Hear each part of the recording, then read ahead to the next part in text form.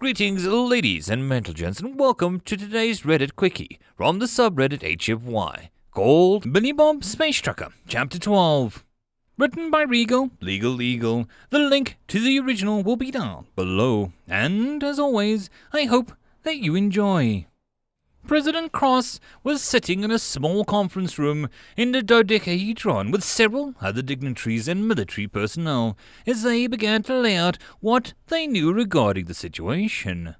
Butch Cross had traded his official flag cloak and the Eagle standard from the press conference with a more casual suit that he'd ripped the arms off himself. He leaned forward, hands clasped in front of him as he listened to the presentation.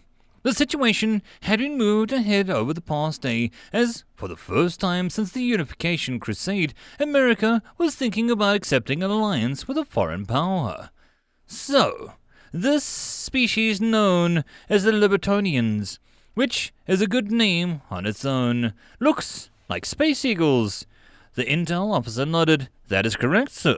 As you can see from the pictures here, they do have 4 arms and some sort of flexible insect wing-like webbing between them to assist in flying. But overall, they look like tall space eagles. There was a murmur of approval from around the table. And their current president is named Abe, as in Abraham, like Abraham Lincoln. The intel officer nodded once more. That is correct, sir. However, the last name is Shackleton. Abraham Shackleton, President Butch Crusher Cross repeated the name with a nod as he looked around the table. I think we should form an alliance with Abraham Shackleton.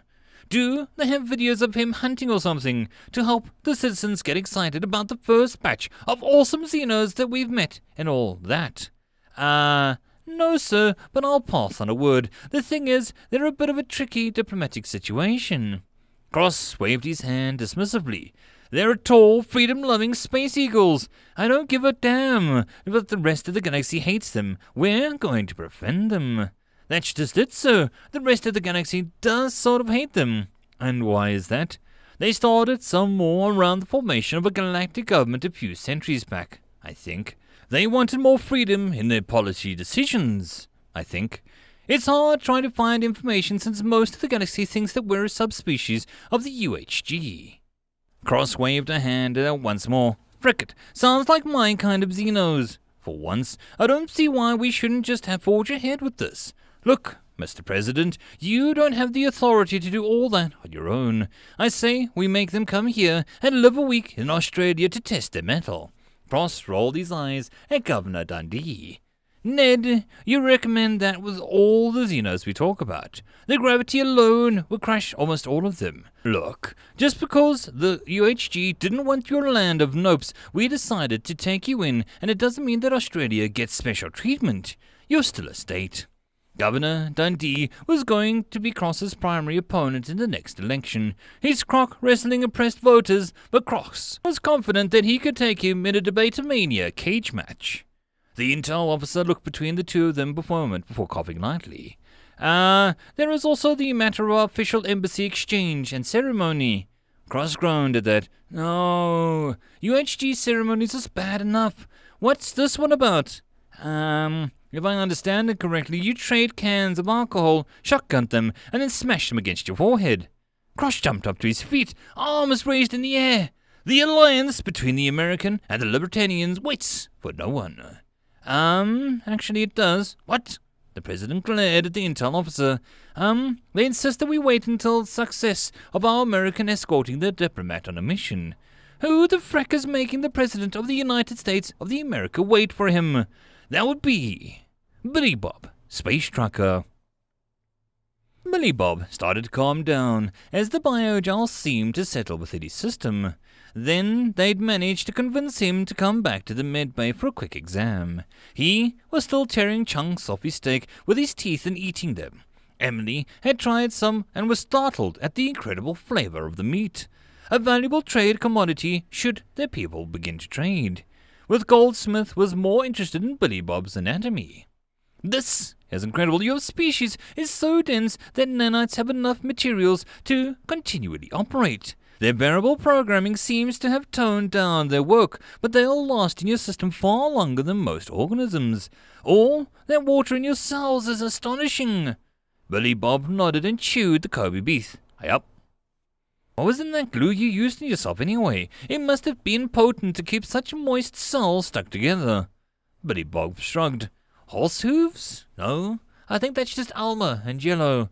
Man, when I was a kid, I would love letting extra Almas dry on my fingers and peel it off, he chuckled. Old times. Goldsmith looked at Emily, who shrugged. The space goblin continued then. Well, either way, I'll give you another 2 liters of bile gel, just in case. But Billy Bob, don't take any more unless you seriously need to. Billy Bob nodded at that. How come we've never heard of this stuff before? This biogel seems super useful. It's illegal outside the galactic military, but we space goblins don't really follow the law. Billy Bob grinned at that. Sounds good. Hopping off the exam table, he collected the metal containers with the biogel and followed Emily out of the station, stopping near the exit of the medbay to collect his weapons. Billy Bob, I must say that you were incredible earlier. The Borks are known for their fierce warriors, and you defeated them easily. Billy Bob shrugged it off with a smile. Just good American fighting skills, I guess, he said as they began to walk out of the station. The meat supply store was fixing their window and Billy Bob waved to the cook, who was reading a PDF Billy Bob had sent over. Kill it and grill it. He was passing by what looked like some sort of lounge with various Xenos sitting around it, dressed in clothes, sort of looking like lingerie maybe. But on Xenos, so it sort of confused him. He'd never seen a place like this. Emily, what's this place? Oh, it's a companionship and philosophy center. What? Lonely people, or just anyone in need of companionship, come here and rent time with an employee inside. They might couple, or just talk, in private rooms within the establishment. Like space hookers. Is this a space brothel? My translator isn't quite sure the terms match. Why, did you want to couple with someone? Billy Bob froze up, his world going slightly dark. Suddenly, he wasn't on a station anymore. He was back in high school. Freshman in biology, Mrs. Munchausen's class. The class was crying and screaming as she slapped the hollow projector with a hard stick. Pay attention, class, until the projector registers everyone's eye focus. It will not continue, which means you'll be here all day until you get it out of the way. There was a looking of a horrific image projected fully before them. It's the label, Space Gonorrhea. Finally, everyone looked at the projector, and she clicked the next slide. This is Space Chlamydia. Everyone screamed again. Space herpes. More screaming. Space syphilis. A few kids had run out to the trash cans as they puked. Mrs. Munchausen's evil sneer plastered on her face as she hit the button again. We don't even have a name for this one yet. Most people ran out of the room, including Billy Bob. Later on, he'd heard that it was all made up, but there was no freaking way that he was taking any chances. No. I'm good. Let's get back to the ship. Emily looked a little confused as he began to push her ahead of him to keep them moving right on by. Once they were out of the main station and walking back to their ship, he smiled at the sight of the metal container waiting near his airlock. The space goblins had been nice enough to agree to give him a supply of human food to take with him, and he had given the location of several other black market stations where he'd be welcome. Hey, cool! More steaks and stuff. Galactic trade is good stuff. He picked open the airlock, though he was confused as he looked around at the mess. The frick? Mittens was curled up on the bed, and there was an empty cat food cans lying around. On one of those Bork rifles on the floor. Bork blood was smeared on the ground and on the door into the bathroom. Stepping up, and he opened up the bathroom, he heard a cry of terror as he found a Bork that was bleeding face curled around the space toilet. Please don't kill me. I'm sorry. I'll do whatever you want. What the frick are you doing in here? I wait here until the pet calls for food, and then I quickly open a can for him and hide again. He spared my life in exchange for my ability to open those cans. Mittens looked up from the bed as the Bork cried out, and hunkered down closer to the toilet. Please, my life is forfeit to you. I'll be your lifelong servant. Sorry, Paul, not fan of slaves. He picked up the Bork's weapon, handing it to him as the Bork blinked, looked confused and afraid. Billy Bob nodded and pushed the weapon at him. The Bork finally took it but didn't get up. Here, instead, I want you to get back on the station. Go get a job as a guard and protect the station. It's your new home. You live to guard it for me. 'Kay, pal? Yes, thank you. You do me a great honor. I will not forget. Here, hold on. He set things down, and he pulled up a glass from the cupboard, pouring some biogel into it. He handed it to the Bork, who looked at it slowly drank the contents, seeming to struggle with the last of it, even though it was only about 2 big American-sized shots of liquid. He shakily got to his feet and slowly edged out of the bathroom, trying to stay far from Mittens as he could in the small cabin. Once he was past the cat, he ran out of the airlock. I swear I'll protect the station with my life, he called as he ran.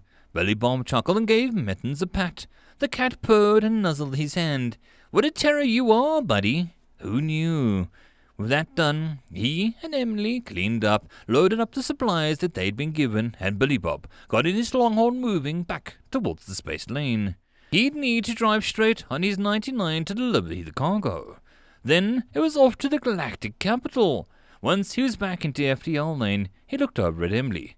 Hey, Emily, I bet you didn't hear that. Hear what? She removed the hood and her mask, which was what he'd been waiting for.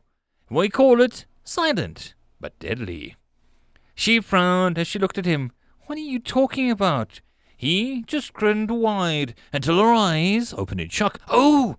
By the vengeful god, Billy Bob, that's disgusting. She got up, rushing to the bathroom. As he chuckled, turning his music on, he settled in for the drive. So ends another chapter in the adventures of Billy Bob, Space Trucker. I hope that you enjoyed. If you'd like to support the channel or the author, all the stuff is down below. And as always, I hope that you guys have a good one, and I will see you in the next story. Cheers.